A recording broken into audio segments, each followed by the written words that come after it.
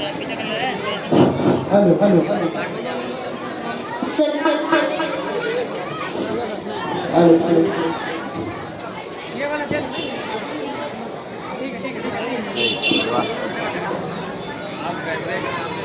अस्सलामु अलैकुम वरहमतुल्लाहि वबरकातुहू।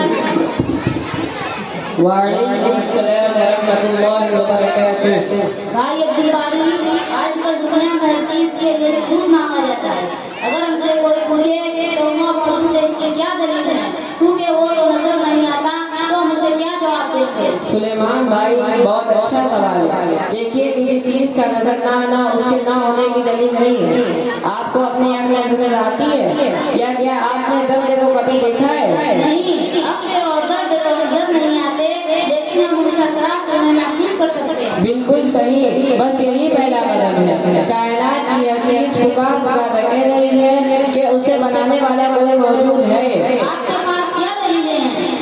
मैं आपको 3 सादा दलीलें देता हूँ। दलीलें फितरत, यानी बगैर बनाने वाले के कुछ नहीं बनता। अगर आप जंगल में जा रहे हो, वहाँ आपको एक चमकता हुआ मोबाइल फोन पड़ा मिले, तो क्या आप ये मान लेंगे ये मोबाइल फोन मिट्टी, रेत और धूप में खुद बखुद मिलने से बन गया?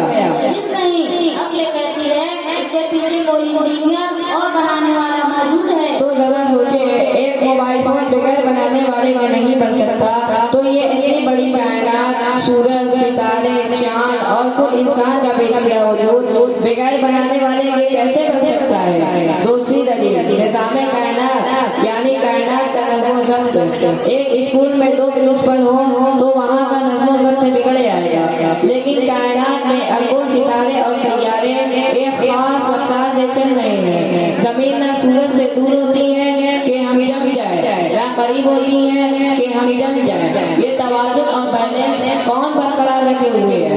सच है, ये इंतजाम तो किसी अजीम हस्ती के खिदमत के बगैर मुमकिन ही नहीं। अब तीसरी दलील कुरान से सुन लीजिए।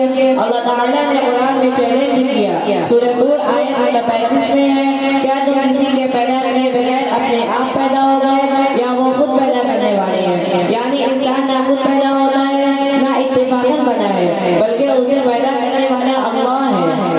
सुभान अल्लाह। अब्दुल बारी भाई, आपने बहुत आसान करके समझा दिया कि किस तरह तस्वीर देखकर तस्वीर बनाने वाले का यकीन होता है और इमारत देखकर इमारत बनाने वाले का, इसी तरह कायनात देखकर खालिक का यकीन होता है।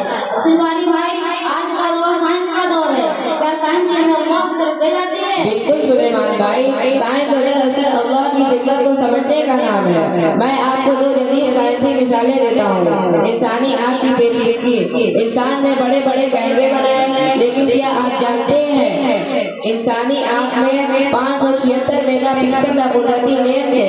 ये आँख 1 सेकंड के 1000वें हिस्से में फोकस बदलती है और करोड़ों रंगों में फर्क करती है। साइंस कहती है ये इतनी अजीम पेचीदगी बाई चांस नहीं बन सकती, इसे किसी अजीम डिजाइनर ने बनाया है। अब दूसरी मिसाल सुन लीजिए। हमारे जिस्म के हर गोशे में एक माइक्रोस्कोपिक चिप लगी हुई है, जिसको डीएनए कहते हैं। साइंसदान कहते हैं एक इंसान के डीएनए में इतनी मालूमात होती है कि अगर उसे किताबों में लिख दिया जाए तो कई सौ लाइब्रेरियां बन जाए। सुलेमान भाई, आप खुद सोचें, क्या इतनी मालूमात कभी बगैर किसी लिखने वाले के खुद बखुद लिखी जा सकती है? सुभान अल्लाह, ये तो वाकई नामुमकिन है कि इतनी बारीक और मुनज़्ज़म कोड खुद बखुद हो जाए। इसका मतलब है कि डीएनए को लिखने वाला भी वही अल्लाह है, इसने हमें पैदा किया। अब्दुल बारी भाई, इन साइंसी हक़ाइक़ ने तो ईमान को ताज़ा कर दिया। अब ये बात वाज़ेह हो गई कि साइंस और अक्ल दोनों ही खुदा के वजूद की गवाही देते हैं। जज़ाकल्लाह। अब्दुल बारी भाई, ये दलाइल इतने मजबूत है कि एक आम फहम इंसान भी इसे तस्लीम किए बगैर नहीं रह सकता। अब मैं ये बात पूरे एतमाद के साथ दूसरों को बता सकता हूँ। अस्सलामु अलैकुम वरहमतुल्लाहि वबरकातुहू। वालेकुम अस्सलाम वरहमतुल्लाहि वबरकातुहू। बहुत बहुत बहुत माशाअल्लाह।